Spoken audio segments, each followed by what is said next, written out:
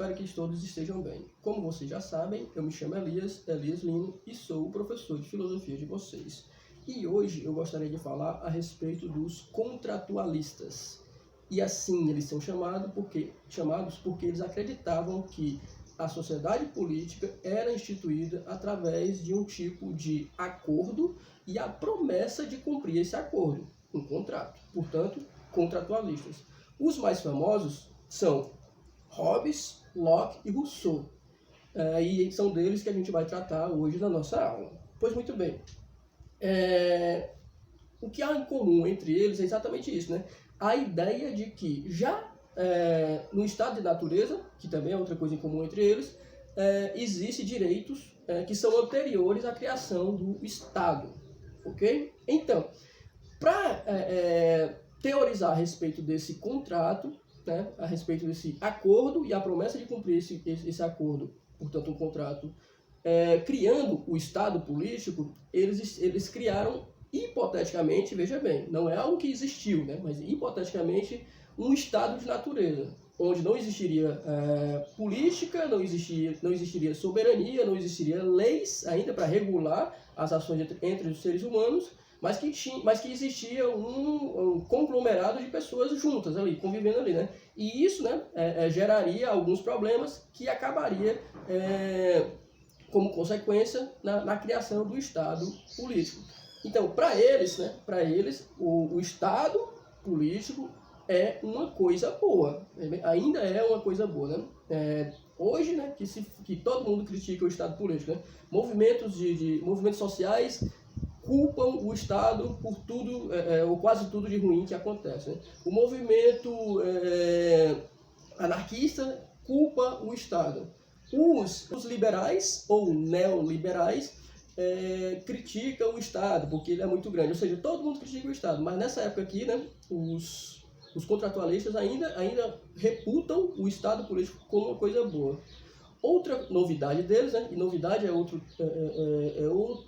definição de moderno, né? Moderno é o novo, né? Então, uma novidade deles é dizer que política é uma coisa humana. Política é resultado das ações humanas. Eles vêm logo depois do feudalismo, em que a Igreja Católica ela mediava a política e ela abençoava e legitimava reis e rainhas, dizendo que eles eram os representantes de Deus na Terra. E aí quem é que ia contrariar, né, um representante de Deus na Terra? Isso era muito perigoso e gerava estados absolutistas, né? Então, os contratualistas vieram e disseram, não, política é uma coisa humana, é estritamente humana. Política é resultado dos acordos, do diálogo, né? Talvez a gente precisasse dizer isso de novo, né? Brasil, século XXI, só que eles são do século XVII e século XVIII, né? Dizer que, política é coisa humana, não coloquem religiosidade no meio porque é perigoso. Mas enfim, né? Então, para eles, né, esse estado de natureza gerava problemas que acabaria com a criação do Estado. Só que aí, né, isso são os pontos em comuns. A partir daí, tem uma série de diferenças conceituais. Vamos primeiro ao Hobbes. Né? Para o Hobbes, o estado de natureza era estritamente violento. Né? Não havia, de forma alguma, garantias de vida. Não havia garantias de vida. Então, como havia uma liberdade restrita, e aí ele encara essa liberdade restrita como um aspecto negativo, qualquer indivíduo, em qualquer momento, poderia usar dessa liberdade para interferir na vida do outro. Por exemplo, né, se um indivíduo mais forte se interessasse pela propriedade de um indivíduo mais fraco, ele utilizaria de sua liberdade, de sua força física, para ir lá e tomar a propriedade daquele indivíduo mais fraco. E não tinha garantia nenhuma. A quem aquela pessoa ia recorrer? A ninguém. Não existia Estado, não existia leis, não existia polícia. Então, nesse caso, né, Hobbes dizia que o estado de natureza era o estado de guerra, de todos contra todos. E isso era ruim, porque não gerava estabilidade na sociedade para que você pudesse investir em outras coisas. Educação, indústria, emprego e por aí vai. Né? Você vivia com medo o tempo todo, ok?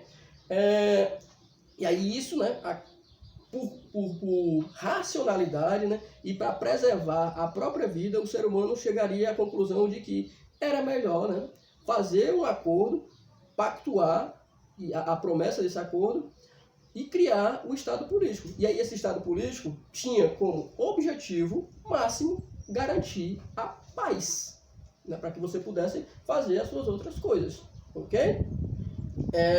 Aí, posteriormente, né, ao Hobbes, vem o Locke, né? Hobbes em inglês também, né? E Locke também em inglês. Então, para o Locke, no estado de natureza, o ser humano já goza também de liberdades, goza de direitos. E que nesse estado de natureza, conforme ele vai se complexificando, né, fica mais difícil a relação entre os seres humanos, e aí eles acabam interferindo na propriedade um do outro. O que leva também à criação do Estado. Só que esse Estado, ele tem que ser um Estado que garanta a propriedade privada. Esse Estado ele tem que garantir a propriedade privada. Entendido como propriedade privada, a própria vida, né, e tudo o que esse indivíduo constrói trabalhando a partir dessa própria vida dele. E tudo isso é dele. Então, o Estado, Hobbes, ele é um liberal clássico, né? Ou seja, o liberal é exatamente isso, que o Estado ele tem que interferir o mínimo possível e garantir essas liberdades individuais, né? de liberdade individual e propriedade. Eu acho que ele é o primeiro liberal, é um dos primeiros, se não o primeiro. Enfim, aí ele diz que o Estado tem que garantir isso, né? A liberdade, né, e a propriedade privada. Qualquer coisa que o Estado faça a mais que isso, ele está interferindo demais. Por isso, né, que os neoliberais, ou seja, os novos liberais, né, falam tanto em um Estado mínimo, ou seja, o Estado ele não tem que interferir em mais nada, só garantir a liberdade e a propriedade privada. Fora isso, os indivíduos, né, com essa liberdade e com a garantia de que tudo que eles produzirem serão deles, vão construir a sociedade da melhor forma possível, ok? Se tentar interferir na educação, na saúde, nas empresas, no mercado, tudo isso vai estar interferindo, extrapolando as suas funções de Estado. Mas veja bem, para o Locke, o Estado ainda continua sendo uma coisa boa, porque sem o Estado não há garantia alguma que vão respeitar a propriedade privada um do outro, e inclusive a própria vida. Além disso, vem Rousseau, né? Já no século XVIII. Tanto Hobbes quanto Locke, eles teorizam, né, a maior parte da teorização deles é no século XVII. E aí o Rousseau vem no século XVIII. Né? Rousseau é suíço. Né? Então, Rousseau ele já vai falar que o Estado tem que garantir a igualdade. Então, já no século XVIII, já tem esse contratualista que fala na igualdade. Para ele, o estado de natureza não era tão ruim, né? Os seres humanos, no estado de natureza, eles eram bons, só que eles eram muito ingênuos. E aí esse estado de natureza ele começa a se complexificar também, e aí é necessário a criação do Estado. Cria-se o Estado. Mas para ele, para se criar esse Estado, tem que estar numa condição de igualdade. E esse Estado tem que garantir a igualdade. E veja bem, é igualdade política e econômica. Não estamos falando em igualdades subjetivas. Cada ser humano é diferente um do outro. Sempre vai ser isso. E talvez isso seja a beleza da humanidade, a beleza das sociedades. Estamos falando de igualdade política e econômica. Tem uma frase famosa dele, né, que diz mais ou menos assim, eu não sei literalmente, não lembro literalmente, mas fala aqui: o primeiro indivíduo que cercou um pedaço de terra e disse isso é meu, e todos os outros não se opuseram, gerou a desigualdade e a violência. Ou seja, para ele, a propriedade privada gera desigualdade e essa desigualdade gera violência. Então, um Estado que é criado a partir da desigualdade econômica e a partir da desigualdade econômica e, portanto, desigualdade política, gera violência e não é um Estado verdadeiro. Okay? Então, para ele, um Estado verdadeiro ele deve garantir a igualdade entre os seres humanos. E como é que essa igualdade é garantida? Ele já fala, né, no século XVIII, que é através da educação. Porque para ele o poder, a soberania, está na vontade geral, aquilo que ele chama de vontade geral. E a vontade geral é a vontade de toda a sociedade. E a vontade dessa toda a sociedade se busca através de diálogo, se consegue através de diálogo, através de educação, através de esclarecimento, através de debate, né? E aí ele já fala que democracia, né, talvez isso seja a atualidade dele, né? Democracia não é uma espécie, que tem muita gente que entende erroneamente isso, né? Que democracia não é uma espécie de ditadura da maioria. Não é. Democracia é quando se exerce a vontade geral, a vontade de todos. E aí isso é através da educação, da discussão, do debate, que se consegue essa vontade geral. Ok? Então, resumindo, os contratualistas falam que política é uma coisa estritamente humana e é perigoso misturar religiosidade. Ok? E aí eles falam que a política, o Estado político, é uma coisa boa e se institui através de um acordo e uma promessa de cumprir esse acordo, portanto, um contrato.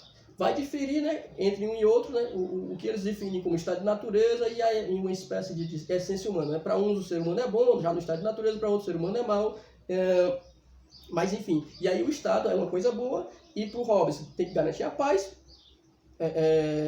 a parte mais importante, não que ele não tem que garantir outras coisas, né? O Locke tem que garantir a propriedade privada, portanto ele é um primeiro liberal, né? Ou pelo menos um dos primeiros, e para o Rousseau o Estado tem que garantir a igualdade econômica e política, e isso através da vontade geral, através da educação, debates e diálogos. E claro, para o Locke também o poder está no povo, sempre está no povo, ok?